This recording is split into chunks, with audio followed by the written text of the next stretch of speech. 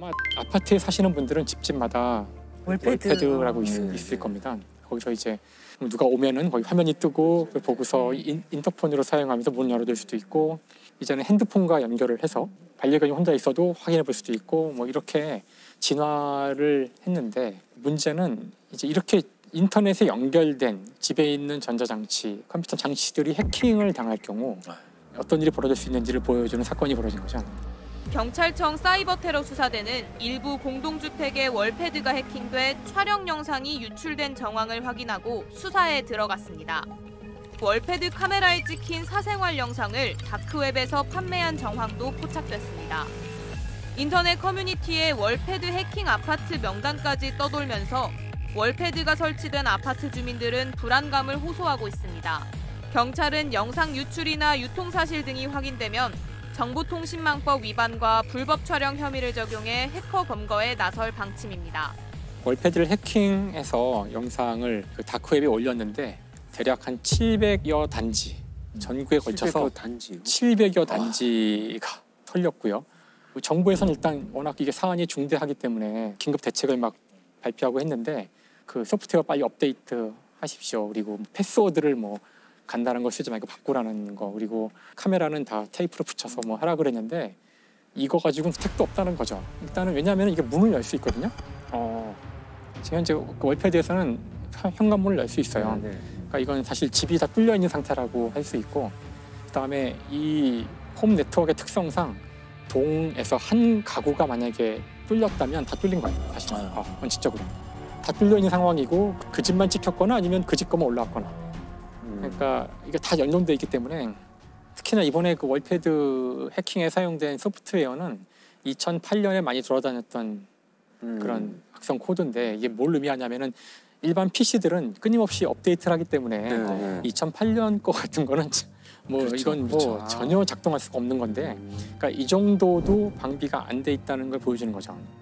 혹시 그 자신이 사는 아파트의 홈 네트워크를 누가 관리하고 전문가가 앉아 있는지 그런 거 아시는 분 계세요? 모르죠. 없죠. 저는 월패드도 어떻게 쓰는지 몰라서 안 씁니다. 그러니까 이제부터 좀 경각심이 생기겠죠.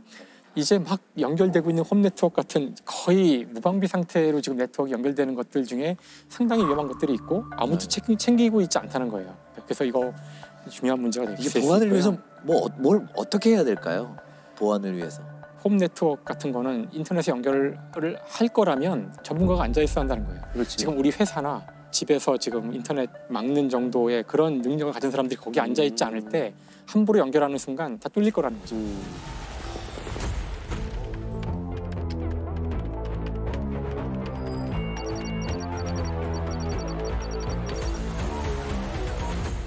사실 해킹 가운데 가장 널리 알려진 것은 이렇게 두 가지가 아마 널리 알려진 것이 있는데, 이제 디도스 공격하는 거하고 그 랜섬웨어가 유명해요. 그래서 저기 어떤 개념이 뭔가요? 디도스. 그러니까 예를 들어서 뭐 구글 사이트를 디도스 공격한다. 그러면은 구글 사이트에 갑자기 뭐 수천만 개의 접속이 이루어지는 거죠. 갑자기 순식간에.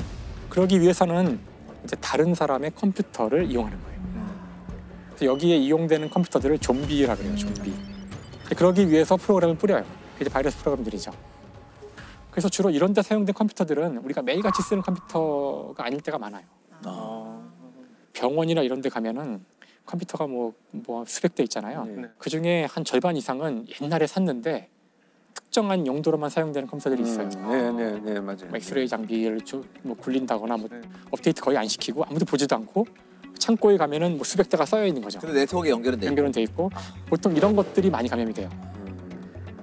사실 그런 것들이 큰 문제를 일으킨 것 중에 하나가 이제 랜섬웨어가 여기 또 한번 등장하는데, 랜섬웨어는 랜섬, 이게 몸값이에요. 몸값. 그러니까 말 그대로 랜섬웨어에 이제 감염이 되면 당신의 데이터는 암호화되었습니다. 그럼부터 시작이 되죠. 그럼 이제 망한 거예요. 나는 만질 수 없는 컴퓨터가 된 거네요. 그렇죠. 그래서 랜섬웨어 중에서 가장 유명했던 게 이제 워나크라이라는 랜섬웨어거든요. 이제 그 아주 유명했던 랜섬웨어인데 2017년 5월 12일 그날 딱 이제 발견된 건데요. 150개국에 30만 대의 컴퓨터를 감염시켜서. 워너크라이가 유럽을 중심으로 전 세계에 퍼지고 있습니다. 감염된 컴퓨터 한 대가 네트워크를 통해 다른 컴퓨터까지 감염시키는 특성이 있어 기업뿐만 아니라 국가기관, 병원 등에서 빠르게 확산하고 있습니다. 이 워너크라이를 이제 분석을 사람들이 이제 자세히 해봤는데 너무나 정교한 거예요. 너무나 정교하고 여기에 사용된 그 윈도우즈 공격 그 방법이 놀랍게도 미국 이제 정보국이 있어요. NSA라고 미국 정보국인데요. 정보국에서 비밀리에 만들었던 MS를 해킹하기 위해서 그것이 유출된 것 같다는 거예요. 그것이. 이거는 한 개인이나 한 집단이 하기에는 너무나 고도의 기술을 사용했기 때문에 국가 단위의 어떤 공격이 아닐까 이런 의심을. 아예 정책적으로 이거는 그 뉴욕타임스 같은 데서 이건 혹시 북한이 북한 뒤에 얘기도 있는 거 많이 아니냐. 있죠. 북한에 정말 그런 역량이 있나요? 그게 그렇게 될까? 근데 얼마 전에 기사에는 그 해킹으로 벌어들인 돈이 꽤 된다. 아 그런가요? 북한이 사실 그걸로 버텼다. 예, 이걸로 돈을 벌기 위해서 하는 것도 있다고 알려져 있어요.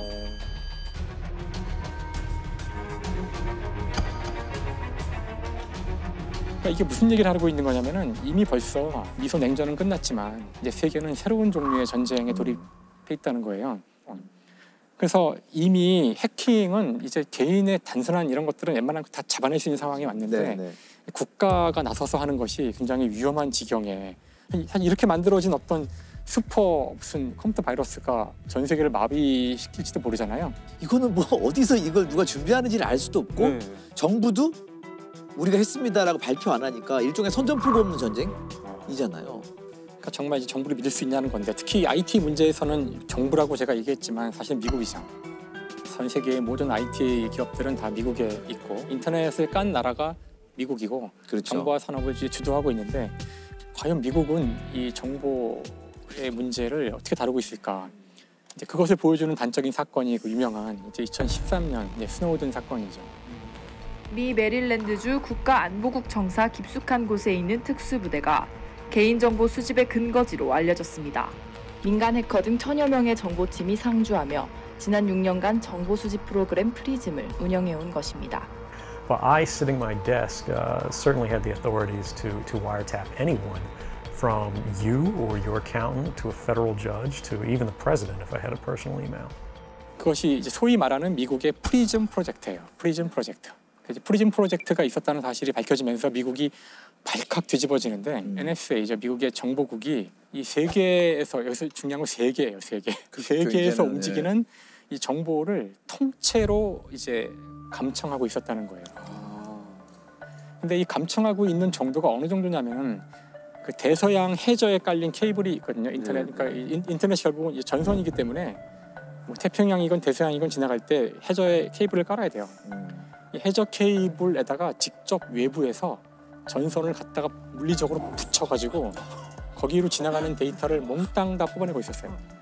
실제로 전 세계 망이 해저로 연결돼 있다고요? 연결돼 있죠. 그렇지 않고서 어떻게 써요? 무선 통신으로 가는 거 아니니까. 그래서 통째로 그걸 붙여서 뽑아내고 있었고, 예. 그러니까 그런 일이 오바마 대통령 하에서 진행이 됐고 그에 대해 사과 안 했고요. 여전히 이 사람은 간첩죄예요.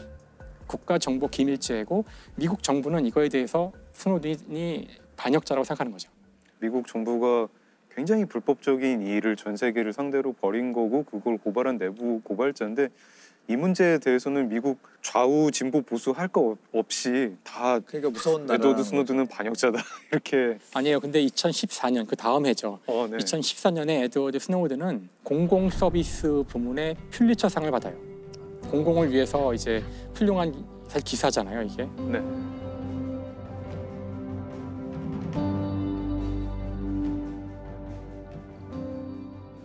여기까지 얘기하고 나면 해킹이나 이런 그 정보 보안 이런 문제들이 참 이제 가슴 아픈 수준에 와 있지만 원래 해커라는 단어는 원래는 굉장히 좋은 뜻이었어요. 원래 해커의 뜻이 뭐죠? 해킹? 원래는 이게 1950년대 말 60년대 초에 그 MIT에 있는 학생들이 자기가 좋아서 어떤 이익을 바라지 않고 그냥 놀이로 즐기는 행동을 할 때 그거를 해킹한다고 그랬어요. 사실 이들의 생각은 원래 이제 정보가 굉장히 중요해질 것이고 우리 모두가 정보의 사회에 들어갔을 때 이 정보만큼은 어떤 특별한 단체의 독점 없이 모두가 공유하도록 하자 그런 생각을 가졌던 거예요. 그래서 다른 컴퓨터에 침투하는 것도 그 컴퓨터가 막혀 있거나 그러면 안 되고 그들은 다 공개해야 되고, 그다음에 소스 코드는 만들면 다 공개하고 누구나 다 공짜로 쓸 수 있게 하고, 이렇게 처음에는 해킹이라는 걸 되게 좋은 뜻으로 했지만 이제 지금은 인터넷이 과연 통제 없이 어떤 이런 선의만으로 이것이 지켜질 수 있는 곳인지에 대한 의문이 지금은 생기는 거죠. 미래에 진짜로 중요한 범죄들이 여기서 벌어질 텐데 문제는 아직 많은 사람들이 이것이 무엇인지 정체도 잘 모르고 있다는 거죠. 그래서 조금 더 우리가 알아야 될 것 같고, 그다음에 어떤 것들은 아마 개인의 수준에서 할 수 없는 것들이 있기 때문에 인터넷과 연결된 이 데이터를 다루는 곳에서는 보안에 그에 합당한 관심과 예산이 투입되어야지만 우리 자신의 프라이버시와 정보를 지킬 수 있다. 이 정도 얘기를 할 수 있을 것 같아요.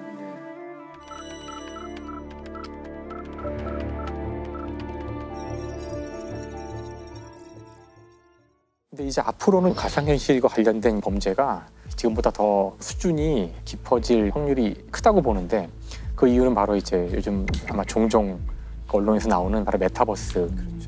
이제 많은 분들이 대충 메타버스는 이런 걸 거다라고 이제 알고는 계실 거예요. 하나의 어떤 가상의 공간이 만들어져서 마치 실제와 같이 내가 그 가상의 세상에서 사는 건데, 거기서 다른 사람들을 만나고 이야기하고 그 안에서 내가 땅을 사고 집을 짓기도 하고 돈이 벌리고 돈을 벌 수도 있고, 지금은 뭐 충분치는 않겠지만 미래에는 그 안에 완전히 실생활과 같은 그런 많은 것들이 만들어질 거라는 이제 그런 전망을 사람들이 하고 있고요. 우리나라에서도 그 잽라는 메타버스가 있는데 거기 지금 현재 누적 가입자가 몇 명이나 되는지 아세요? 제가 봤을 때가 2억 몇 명이었거든요. 최근에 3억. 물론 이제 3억 명이 지금 상시로 쓴다는 얘기는 아니고 누적 가입이니까 뭐 액티브 유저가 지금 한 달에 한 2천만 정도라고 지금 추정을 하고 있으니까 굉장히 많은 사람들이 이미 메타버스에 가 있고요. 그런데 왜 우리는 모를까요? 여러분 모르시잖아요. 젊은 세대들이 주로 그렇죠. 이용할 때 10대. 7세에서 12세까지가 50%, 거의 절반 가까이가 그렇고요. 18세까지가 또 한 20%, 그러니까 한 7, 80%는 10대예요, 10대. 근데 메타버스를 정말 어린 때 접하는 건 저는 좀 우려하고는 있어요. 너무 어린아이들한테 텔레비전 시청을 권하지 않잖아요. 다른 어떤 감각들을 키우는 데 방해가 되기 때문에 아주 어릴 때 어떤 현실 세계에 대한 이미지 같은 거를 확실히 갖지 못했을 때 거기에 빠져드는 게 과연 좋은 일일까? 저는 좀 그런 생각해요. 그 스마트폰이 처음 나왔을 때도 우리가 처음에 반응은 언제나 열광이잖아요. 이제 우리가 스마트폰이 나온 지 10년이 지나면서 이것이 범죄에 어떻게 이용될 수 있는지를 이제 충분히, 아직도 충분한지는 모르겠지만 이제 우리가 알고 있죠. 그래서 가상현실, 특히 메타버스 같은 데서 일어날 수 있는 일단 1차적인 범죄들이 어떤 게 있을까. 아바타가 누구한테 한 대 얻어맞으면 어떨까요, 기분이? 그거 뭐 그 안에 가상현실인데 라고 생각할 수도 있겠지만 또 한편으로는 되게 마음이 아플 수도 있다는 생각이 들기도 하고, 아바타가 성추행 당하면 어떨까요? 그렇게 할 것 같아. 아니 몰입했다면 굉장히 안 좋을 수 있을 것 같아요. 하루의 대부분의 시간을 여기에 사는 사람이라면 나한테는 현실보다 이 가상의 세계가 더 중요할 수 있을 텐데, 그때 나한테 가해지는, 나의 아바타한테 가해지는 그런 물리적 폭력, 그것은 나한테 어떤 의미일까? 그것을 법으로 제재를 해야 될 필요가 있을까? 사실 이 문제에 대해서는 이미 전례가 있었어요. 거의 최초의 온라인 멀티 유저 게임이 1993년 정도에 나왔는데요. 머드라는 게임이 있었어요. 먼 옛날이죠. 게임이라 그래봤자 글자밖에 안 나와요. 당신은 방에 들어갔습니다. 눈앞에 뱀이 나타났습니다. 뱀을 어떻게 할까요? 1. 칼로 찌른다. 2. 발로 밟는다. 무시하고 지나간다. 뭐 이런 게임이에요. 거기서 만나는 사람들은 실제 하는 사람들을 만나게 되는 건데요. 실제 이 게임, 머드 게임 중에서 어떤 한 사람이 다른 사람을 성적으로 공격하게 돼요. 성적 공격을 하게 되는데 그게 상대한테 너무나 큰 상처였고, 그 사람이 그걸 가지고 이제 진정을 올리고 그래가지고 그 성적 공격을 했던 그 사람이 유저에서 박탈당하는 일이 벌어져요. 이때 사람들이 이걸 놓고서 많은 논쟁을 벌여요. 아니 그래봤자 게임 속의 캐릭터인데 그것 때문에 이 사람을 이 정도까지 그 벌을 주는 게 맞나? 뭐 이런 논쟁이, 그때 한 철학자가 이런 질문을 던지죠. 혼자 하는 게임에서는 윤리적 문제가 없나? 예를 들어 혼자 하는 게임 속에서 우리는 지금도 수없이 많은 살인을 저지를 수 있잖아요. 총을 들고 다니면서 막 사람들을 샷건으로 쏴 죽이거나 뭐 윤리적인 문제가 있다고 생각하지는 않잖아요.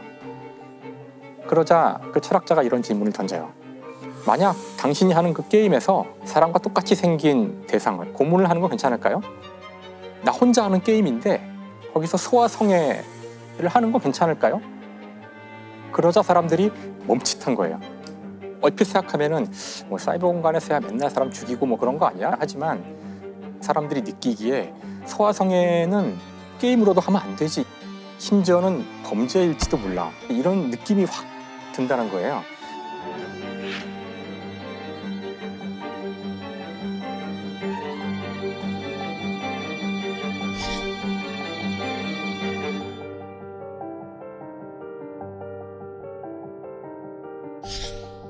자, 그런데 이제 우리 아이들이 하루에 상당히 많은 시간을 이미 벌써 메타버스 안에서 보내고 있고요. 자신의 감정을 주는, 몰입하는 아이들이 있는데 여기서 범죄가 벌어진다면 실제 아바타를 다른 아바타가 스토킹을 한다거나 성추행을 한다거나 이 문제는 지금 어른들은 잘 모르기 때문에 아예 얘기 자체를 하질 않아요. 실제로 이제 올해 22년 1월에 11살짜리 여자아이가 친구처럼 보이는 사람을 만난 거예요. 서로 이렇게 말도 트고 재밌게 지내고 그러는데 사실 그 친구인 줄 알았던 그 사람은 친구가 아니라 30대 중반의 남성이에요. 자신의 나이를 속이고 접근을 해서 친한 관계가 되고 뭐 아이템 같은 걸 돈 주고 살 수도 있고 그래요. 그러니까 그런 선물을 막 해주고. 11살 양은 메타버스에서 한 남성을 알게 됐습니다. 이 남성은 나이를 비밀로 하자며 놀자고 했고 본인 신용카드로 아이템도 사줬습니다. 친해진 두 사람은 서로를 공주님과 왕자님으로 불렀는데 이 남성은 결혼 서약서를 요구했습니다. 남성이 요구한 서약서엔 김양이 19살이 되면 결혼할 것을 약속하고 서로가 각자의 소유물이라는 내용이 담겨 있습니다. 이 남성은 김양에게 헝클어진 머리와 입 벌린 사진, 뽀뽀 사진 등을 달라며 요구하기도 했습니다. 알고 보니 이 남성은 미국에 체류 중인 38살 한국인 남성이었습니다. 11살 여자아이는 이 그 30대 중반의 그 남성과 가상 연인이 되었던 거예요. 처음엔 장난으로 시작을 했겠죠. 그래서 야, 너 나랑 결혼하자, 뭐 그래 말 놓자, 뭐 이러다가 점점점 이제 여자아이에게 숙녀로 보인다. 내가 존댓말을 쓸 때면 흥분된다. 이제 이런 메시지를 보냈고요. 결국은 연락처도 주게 되고 사진도 보내주고 뭐 결혼 서약서도 써주고 부모는 경찰에 지금 신고한 상태거든요. 근데 지금의 문제는 이것은 이미 그 나이 어린 세대에서는 대규모로 사용을 하고 있는데 정작 어른들은 모른다는 거예요. 우리 아이들이 이 가상의 세계에 얼마나 몰두하고 있고 자신의 생각을 넣고 있는지를 우리가 제대로 이해 못한다면은 거기서 상처받고 이 아이가 아주 위험한 선택을 할 수도 있는 거고 그 안에서의 일을 현실로 갖고 와서 현피를 뜰 수도 있는 거고. 메타버스 안에서 일어난 성범죄 처벌할 수 있을까요? 신체 접촉이 있어야지 일단 성폭력 범죄예요. 근데 이거는 사실 신체 접촉이 없기 때문에 성폭력으로 볼 수는 없지만 만약에 피해자가 아동 청소년인 경우에는 우리 저번에 한번 얘기했던 그 온라인 그루밍에 해당할 소지가 상당히 높죠. 특히 16세 미만 아동이 대상자였다고 한다면 2021년 9월 24일부터 시행된 아동 청소년의 성보호에 관한 법률, 이제 개정된 법률에 따라서 충분히 처벌할 수 있을 것으로 보입니다. 저는 다른 각도로 한번 봤으면 좋겠다는 생각을 해요. 누군가를 칼로 찌르는가, 성폭행을 하는가, 그게 과연 죄가 되는가 이전에 칸트라는 사람이 그런 말을 하거든요. 우리는 윤리적 의무는 인격체에 한다. 그러나 비인격체한테도 간접적 윤리적 의무를 갖는다. 그것은 그 행위가 윤리적 이제 인격체한테도 파급 효과를 미치기 때문에 그 얘기는 뭐냐면 형벌보다도 이것에 있었던 인간의 인격체에 대한 윤리적 교육을 먼저 강화를 시켜줘야 되는 거죠. 어린애들한테도. 그게 사물이 됐든 생명체가 됐든 메타버스가 됐든 현실 세계가 됐든 어떤 행위로도 파괴적 행위나 폭력적 행위는 안 된다는 것을 그런 교육이나 보도가 필요하다는 거죠.